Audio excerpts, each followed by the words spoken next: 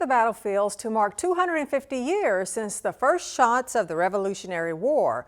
But making it happen today meant revisiting a debate between two communities forever connected. Here's CBS's Charlie D'Agata.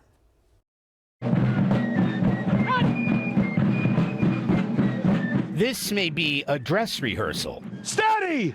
Stand your ground! But 250 years ago, it was all very real, and Lexington Common was center stage of a fight that would lead to the birth of a nation. Meet us on the Common. Aye, Captain. Recreating that first early morning battle is a role Steve Cole takes very seriously. In 50 years from now, no one's going to remember who Steve Cole was, but it's important that they remember who Captain Parker was. Captain John Parker, commander of a rebel militia, outmanned and outgunned against 700 approaching British redcoats.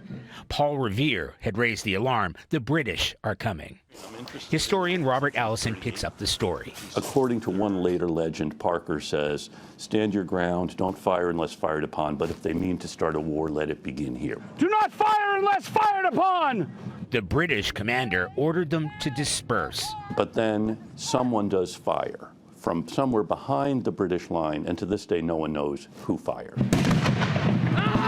A firefight broke out. When the smoke cleared, 8 American militiamen and 1 British soldier lay dead. This is where it began, the birthplace of American liberty. And the first drop of American blood. Absolutely.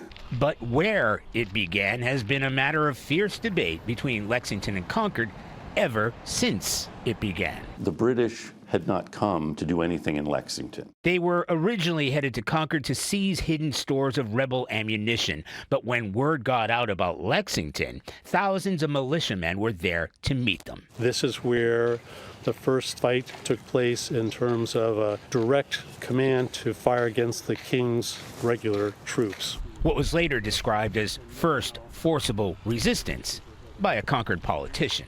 Shots fired. Your message to the people of Concord. My message to the people in Concord, they had a great poet that wrote a poem. That poet was Ralph Waldo Emerson, and he wrote "The Shot Heard Round the World" to commemorate this statue set here in Concord. That skirmish at Lexington had turned into a full-blown fight in Concord, which is why both towns staked the claim as the true birthplace of the Revolution.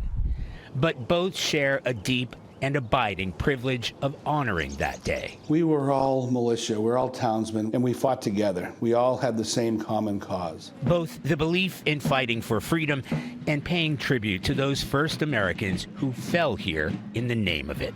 Charlie D'Agata, CBS News, Lexington and Concord, Massachusetts.